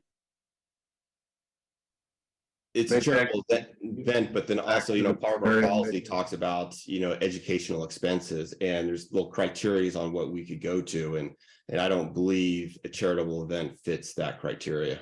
Right. So going back right. to the exclusive benefit rule, again, the funds in the plan can only be used for two issues. One, to pay out the benefits, and two, for any reasonable administration of the plan. So education that is related to administration of the plan. So for example, if you go to a conference that deals with actuarial issues affecting public pension funds, that sort of seminar would count. Here in this example that we have here, it's for high school youth. That is not the type of subject matter that falls within the administration of the plan. I think Chair Votto was making that point. Well, there's a gray zone here. So I'm venture capital, and I don't invest in firms, I invest in people. And so if this was a charitable event and there were VCs there with their wives, and the subject was coming up as to which funds to invest in, I would view that as a vital part of diligence. And diligence beyond staff, of course, because if a 35-year-old shows up, then I got to talk to him. If Drew Lanza or Howard Lee shows up, they're going to talk to us. What do you think about that, Harvey and Maytag? Well, you might, but if you could persuade the board that it was within the system's best interest that you attend and schmooze with these VC people at this event, then it would become an expense of the system and not a gift to you. Let's talk about the specific gift here. $500 per person. The current state limit, the Fair Political Practices Committee limit this year is $540. You cannot accept a gift greater than $540 in a single year from any single source. However, and this is the reason why we referred to the city ethics code, the city has a zero gift policy. You may, even though the FPPC puts a $540 limit, if you look here at paragraph 3 of the city policy, it's a zero gift policy. So if you want to avoid this conflict of interest by accepting an improper gift, this would have to be deemed to be a fair cost or expense of the administering the system, and you'd have to get permission from the board to attend it. Otherwise, you would personally be accepting a gift over the city gift limits. Let's go back to that. I'm sorry, there was a question? Yeah, it was me, counsel. So everything you said, obviously, you're an attorney. I have been working with you for about 20 years. I know you very well by now. This is not an expense that I would consider. It should be something the plan should be paying for it, but I hear what you're saying. But I think what I was going to say, which is not really the point of this presentation. Well, first of all, obviously you have that black period, and this actually goes against that black period where you don't want an interaction between your trustees and the money managers that are coming before the board for decision making. But I think the bigger issue that I see here as well is that you can go through all these, and maybe your board may actually end up selecting the right firm, which is the best investment option available. Right. But you're opening yourself to criticism and just potential conflict because of the way you went about it. And so you never want to be in a situation to having to defend making a very good decision, which is really happening here. Can we go back to slide 6, Maytag, please? Sure. There we go. Okay. Yeah, I mean, first of all, let me say this. You should, anytime there's an event or a conference where you are the bait, red flags should go up. Yes. This is not atypical. This goes on all the time. Charitable causes are created for the sole purpose of allowing people to influence decision-making by other people. And so where you are the bait, you should have a red flag go off in your mind. Here, as Roberta was alluding to, the chair is talking to two firms, and maybe unbeknownst to the chair, investment staff is interviewing that very week. Now, there's a breakdown in communication here because there should be a quiet period. Oh, it's quiet. Has been initiated. You don't see any, and most likely this violates that quiet period because investment staff, if they're about to interview two investment managers, then they should be telling the board, you need to go into a quiet period where you're not attempting to or appearing to attempt to influence our decision making. The selection of those managers has been delegated to the staff.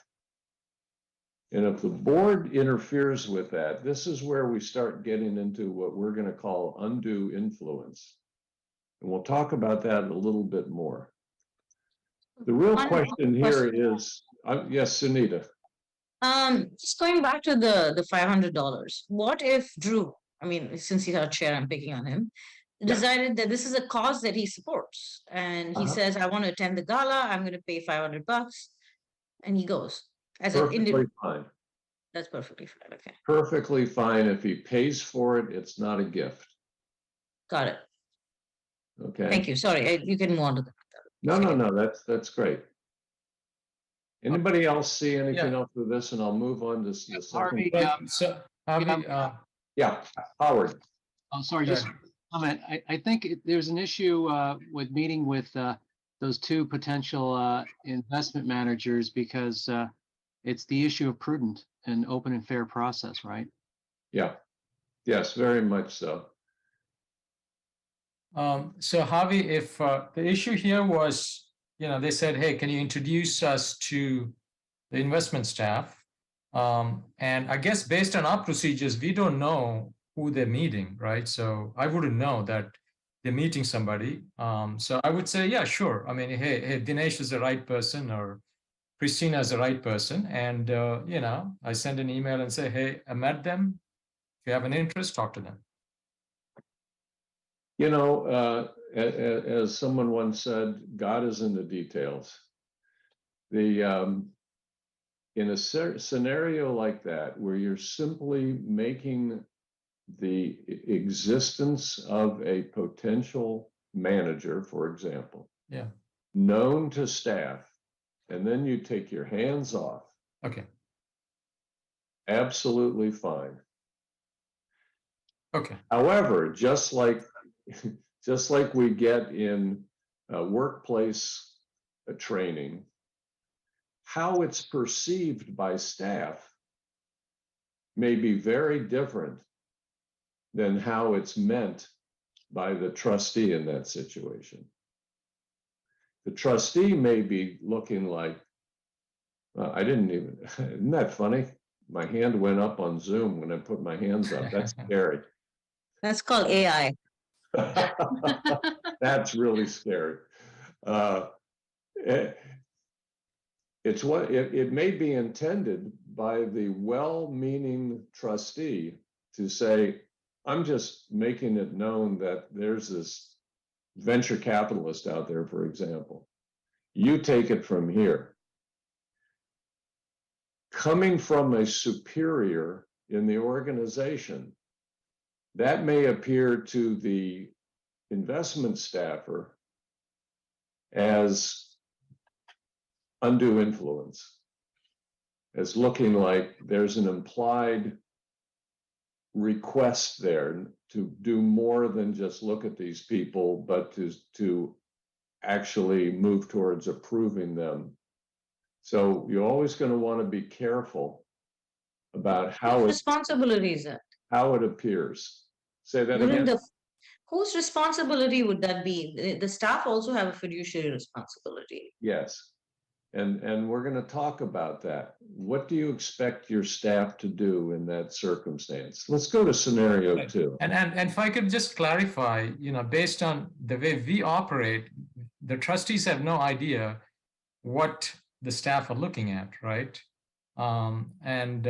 It may be, in most cases, right? And it may be in a particular case that, we actually find a good manager, for example. We are not trying to influence. We just say, hey, maybe it may be good for you to talk to them, right? Yep. That's all we're doing. I mean, for example, I was at a cocktail last night. I saw somebody talking about investing in agricultural land. I don't know if you're looking at it, etc. I just thought it was interesting, right? It's just different. They say it's not correlated, and I may make an introduction. That's all I'm doing. I think if that's all you're doing, there's nothing wrong with that. Okay. But you want to make sure that whoever you're talking to understands that you're passing it off at that point. Yes. Okay. And you mean nothing other than something came to my attention that I think is of interest. Please explore it. Yes. Period. Okay. Yeah. Nothing wrong with may I add something, Harvey? Please. So that's a great point that Trustee Menon brought up. So we do get introductions, and we appreciate those introductions. And because this board and these trustees would never unduly influence us, and it's not happened. But when an introduction is made, I get you, especially to a junior staff member. If it comes to me, I use my judgment and decide whether it's to be passed to an analyst or not. But if an introduction is made directly to an analyst, they might feel some pressure because this comes from a trustee. And so I just caution trustees about that. And I think it's also very important when trustees talk to managers and say, hey, this is interesting, as Trustee Menon said, yeah, I'll make an introduction. But without giving any assurance to the manager, or not assurance, that's the wrong word, without any implied obligation that staff will take that call from them. It's staff's discretion to get the email from the trustee and say, yeah, maybe I will, or maybe I won't. I'm not interested in this. And it's happened before, not with this board, but with someone else in the city, where we received an email, an introduction from a manager, and I extended the courtesy of meeting with the manager. And then the manager somehow assumed that because the introduction came from some high authority, that we would invest with them and take multiple meetings. Right. And finally, I had to tell them, please stop bothering me. And so I think that's important for everyone to understand. Well, Prabhu, you dialed right into scenario number 2. And sorry, Harvey, can I just add one thing to make sure that just to confirm, initially you said if it was a manager that wasn't known to staff would be okay, but are you adjusting that, saying in the case what Eastward just mentioned, that if it's a manager that staff may not know, that it's still okay to make that introduction if all you're doing is passing it over? That's perfectly fine. That's perfectly fine. And Eshwar rightly notes that in many instances you don't know what staff is doing in a search, for example, or who they're talking to, and we may need to tune that up a little bit so that when staff is actually meeting with people, it might be good for them to give a heads up to the board that that's going on, so the board doesn't inadvertently do anything to try to influence that, by making a further introduction or an endorsement. But yeah, having that dialogue when that happens, and then it's the responsibility of staff to say, well, Howard, we're in the process of interviewing these people now, so we get it, we're aware of them, thank you for making the introduction, and we'll take it from here. So there has to be a dialogue back and forth on that. All right, thanks. Our scenario number 2 is exactly what Prabhu was talking about. In this scenario, the pension fund is announcing that it's got too many private equity managers. They're spread out all over, so it's going to downsize its pool of private equity managers and take out the ones that over time have underperformed. Now, the mayor hears of this plan, the mayor in this fictional city, here's the plan, calls the trustee who sits as chair of the investment committee, who's also an appointee by the city. The mayor says, listen, you guys do what you want over at the pension fund, but this firm called Wing and Prayer LLC, they are my biggest reelection contributor. If you terminate them, your time on the board will be painfully short. They have to get something from us for all that they contribute to my reelection. So, of course, the chair, who's been appointed by the mayor, approaches a subordinate investment officer and says, listen, don't mess with Wing and a Prayer, whatever you do. Downtown wants them protected, but I can't go to the CIO for this. He's stubborn. He would do exactly the opposite if I told him this.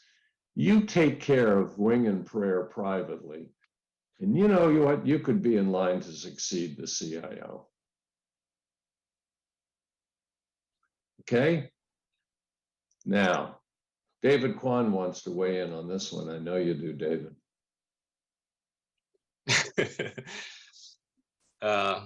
Classic case of conflict of interest and a whole bunch of undue influence. You know, you have your undue influence from the mayor to the chairperson. You have the chairperson trying to influence the investment officer. So I guess this is a good example of what you're talking about. Yeah, there's so many quid pro quos here that we can't even track them down. And anytime there's a quid pro quo with the assets of the pension fund or the management of the pension fund, you should run for the exit and not participate in it. Obviously, this is, so many levels of undue influence. And maybe it's too obvious, but this is not a fictitious story. This went on. That's really surprising. This went on in a big city pension fund in this state. I need to know what period was that from? It must not be from this era. Well, does your definition of era extend back 15 years? Okay, that's a close call. let's say it's within the last 15 years. I don't want to get too much closer to that. Now, the question is here, what should the additional question besides the obvious is, what would you as board members want your investment officer to do in this circumstance? Bring it to the board. Really? Because the chair is only one vote. Rat out the chair of the investment committee to the whole board. Okay, fair point. That's okay. I'm just trying to get clear. Franco, are you there? You want to opine about what that investment officer should do? Well, what he should do or what I would do, because I'd take it to the police union and have them run IEs to take the mayor out of office. I like that. What do you want your investment officer to do in this situation? File an ethics complaint? There must be some ethics line. Okay. And how would you protect them? The city has a whistleblower policy, by the way. You're aware of that?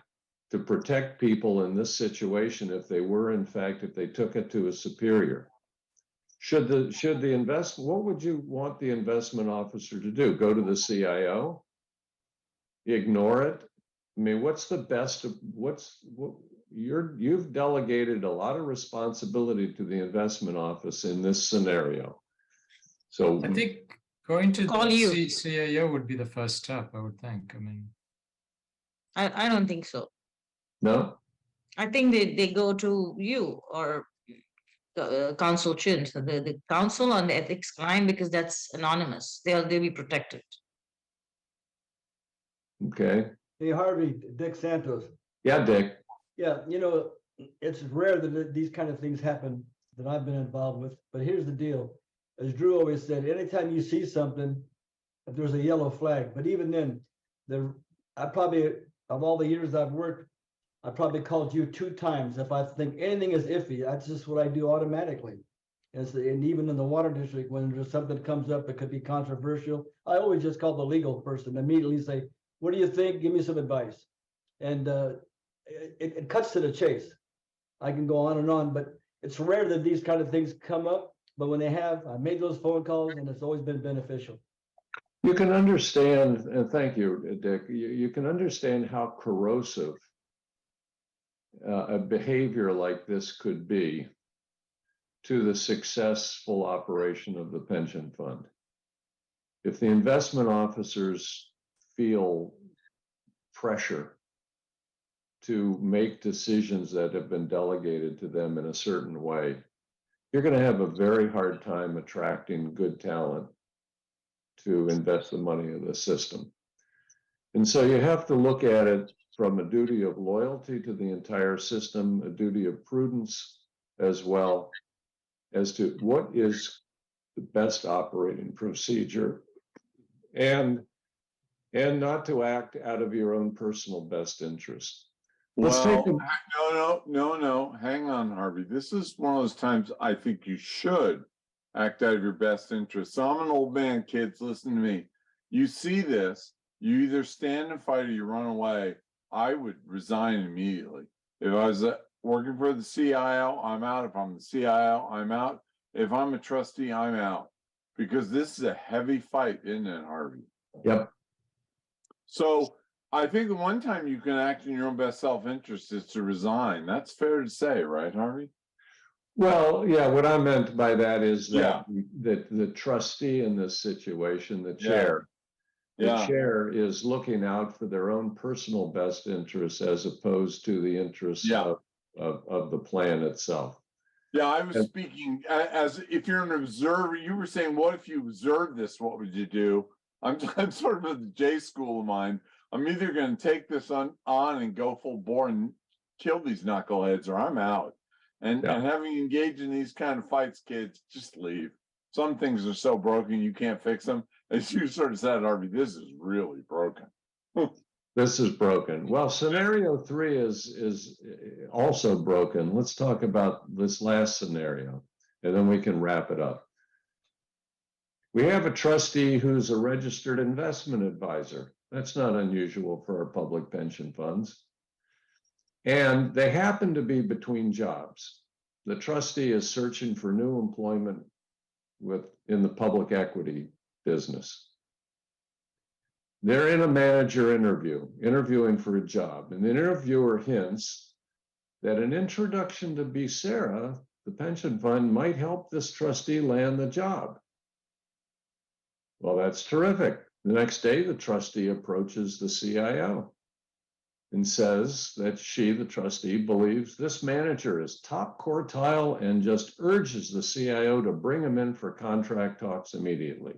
You can skip the usual vetting process. You have my word on how good they are.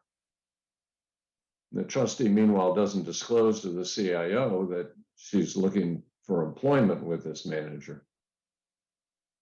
Turns out the CIO's team has already rejected that public equity manager because they had 100% turnover of their senior staff in the last year. So they had considered and rejected this public equity manager. Question here is, what do you want the CIO to do in this situation? What would you recommend if in this scenario that the CIO do?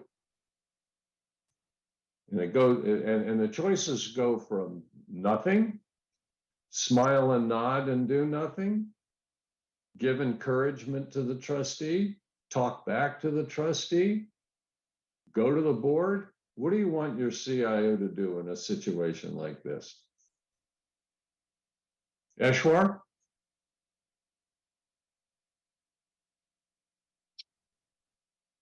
Okay, just can you hold on a second? Okay. I think the CIO should tell the trustee he cannot do it, I guess. That would be my first recommendation. And maybe talk to the board chair or, talk to you. But it should be clear that that's not something that he can do. Mm-hmm. How are you going to protect the CIO in this situation? Or do you? Or do you leave you throw the CIO into the shark-infested waters and say, listen, take care of yourself? Yeah. Well, maybe the CIO should call the council and inform, so they know that there is a conflict of interest here where a trustee who is responsible for review of the CIO, for example, is imposing something on him, right? Yeah. Yeah, this is clearly undue influence. Yeah. And one of the first things here is that little parenthetical at the end of the second paragraph. It is incumbent upon you, if you have any personal financial interest in something that comes before the board, to disclose it. You may need to recuse yourself from participating just to avoid being a criminal charge. But you owe it to yourselves as you're a collective fiduciary body.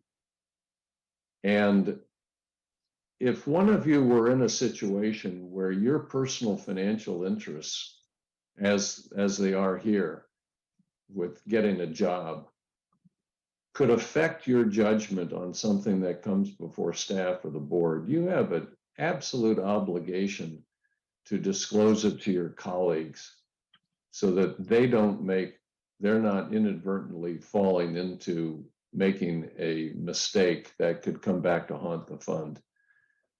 Right, and that's further reinforced. I do encourage everyone to read the San Jose Code of Ethics. There is a provision in the Code of Ethics that say any city employees or officials must discuss any future employment and disclose that immediately to any supervisors. It's just so that everybody's aware that a future job offer is being offered. So that, going to Harvey's point, so that way that the CIO knows that there may be a conflict there, not just that they're recommending a this particular manager, but this manager may also be providing them a job. And we've seen this situation in other funds where a board member who's in private business wants to market a product to investment managers who are running money for the pension fund. And it's just an absolute prohibition on that kind of conflict. But you owe it to each other to disclose those kind of things so that each of you is enabled to make a fair and impartial and unbiased decision on behalf of the system.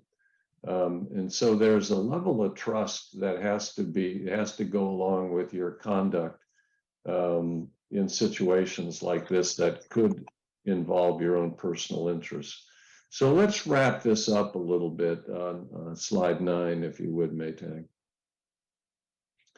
It's very tricky to try to draw a bright line between what is reasonable involvement by the board and what is over the line and becomes undue influence. There are some things, though, that you can kind of highlight to try to avoid. You want to avoid anytime you try to exert influence over decisions that you've delegated to other responsible persons, because you're expecting them to make fair and impartial and prudent, unbiased decisions on your behalf and be objective. And if you put your thumb on the scale, you're making their job of objectivity impossible to carry out. And if they can't carry it out, then they're not carrying out your responsibilities as a fiduciary. The second point, anytime you have an interaction between someone in a superior position and someone in an inferior position but charged with decision-making, red flags should go up, because even if the influence is not intended, it could be perceived to be influence. Anytime, and we know that from many workplace trainings as well. Anytime you have a superior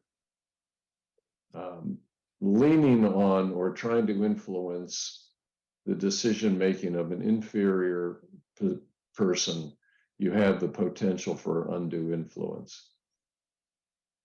And then again, you want to avoid actions that are motivated by your own personal interests. Because that's just clearly not putting the primary loyalty that you owe to the system. You're wearing two hats instead of one, and it's inappropriate.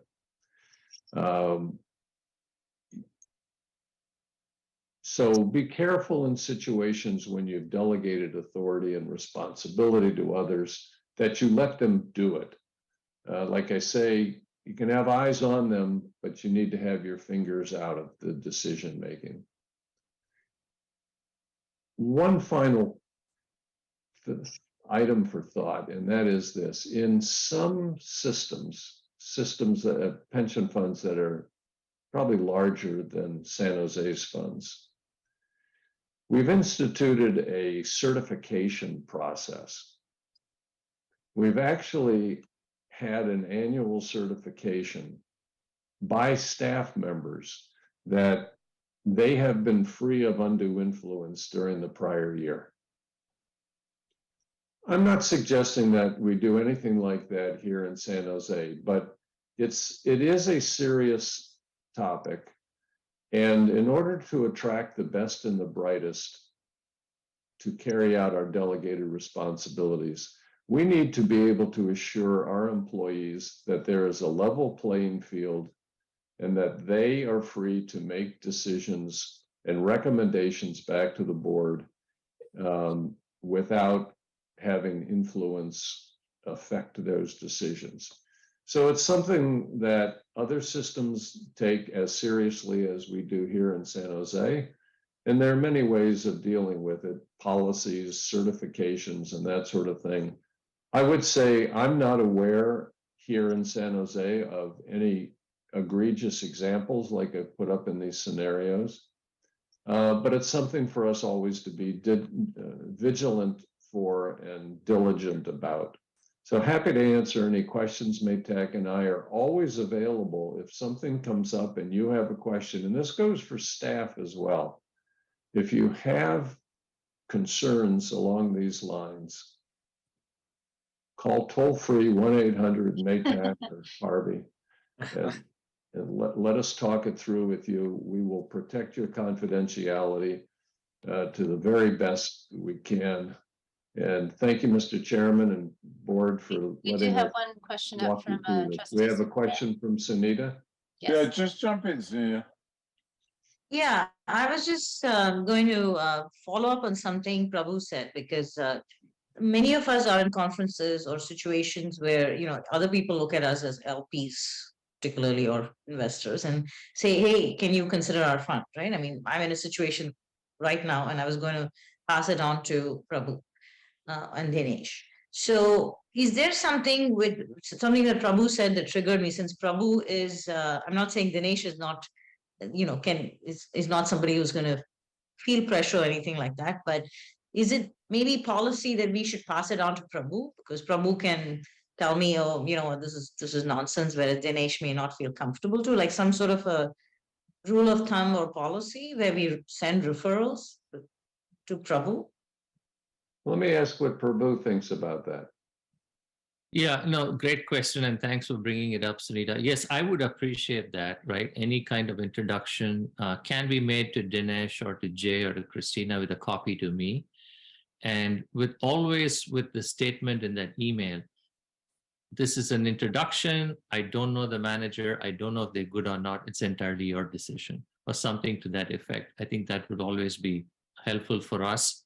And in fact, I have received similar emails from trustees saying, hey, here's a VC I know, or here's an XYZ public equity manager.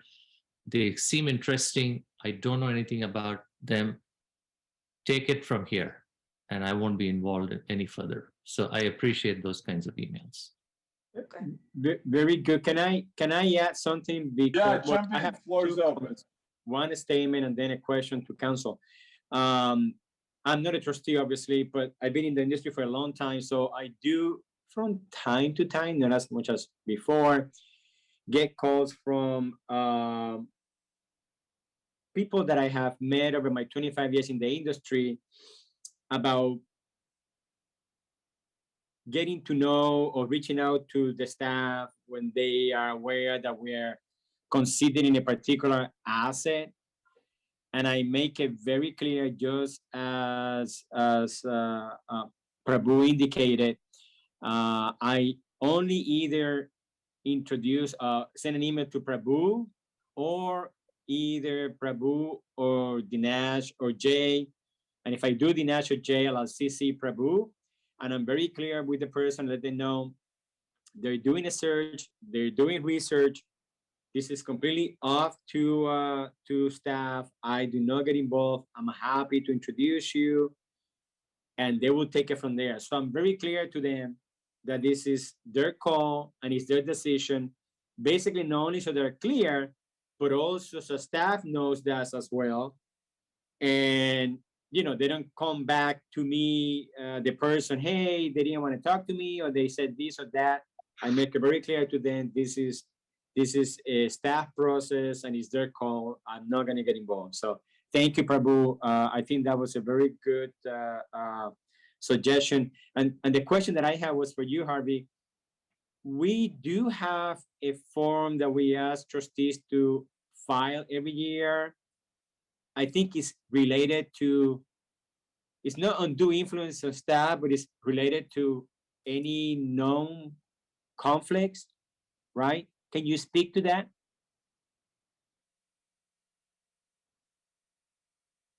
I can't hear you.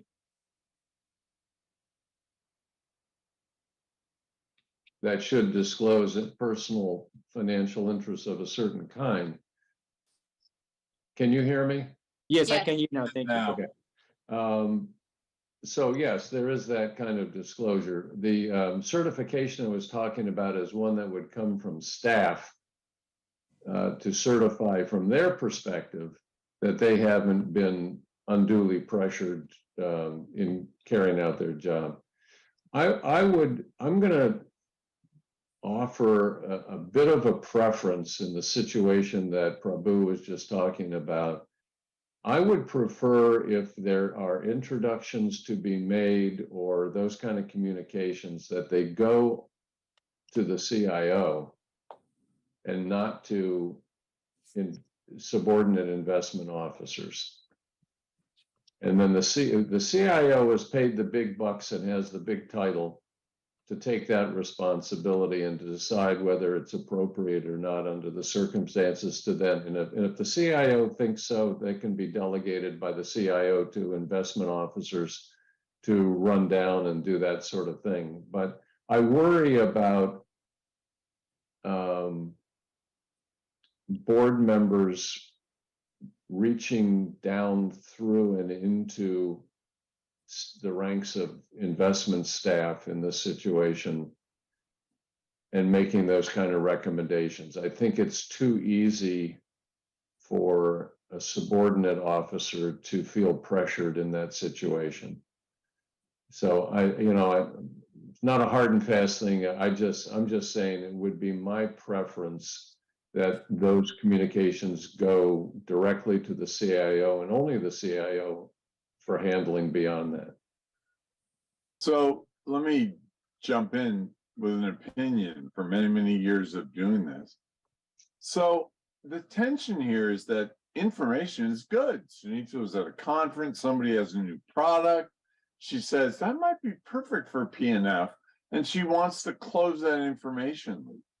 And so many of you may wonder why I'm so A, informal at these meetings, and B, why I'm so complimentary of staff. Well, I am inherently an informal guy, and I think we have a great staff, but that's not why I do it. I do it deliberately, right? So that I develop, if you will, a personal relationship with people like Ron and Dinesh and Prabhu. So it's just information flowing, right? I'm just telling you what I tell you. It's informal, information flows. I'll tell you, Harvey, if and I do this with startup companies. If I say something to somebody and it influences them, I fire them. That's not on me, that's on them, right? It's a two-way talk. I'm just giving you information. And if you misinterpret that to be me swaying you, you're an idiot, right? Because that's not, well, here are the rules of the game. I'm Sunita, I went to a conference. Here, Prabhu, let me set up a call with you and Ron. Let me just tell you what I heard. And if somebody says, oh, maybe Sunita wants me to do something about that, man, dude, you're fired. Because I know Sunita, and that's not what she meant. And she would never say it that way. And I've talked about this many times, Harvey, and it's hard. Because some young 35-year-old guy says, woo, Dick Santos. Sunita said something to me. Dude, you're not reading the game right if you do that. But As you say, Harvey, that's human nature. Sunshine is disinfectant. The second best disinfectant, I think, is trusting relationships.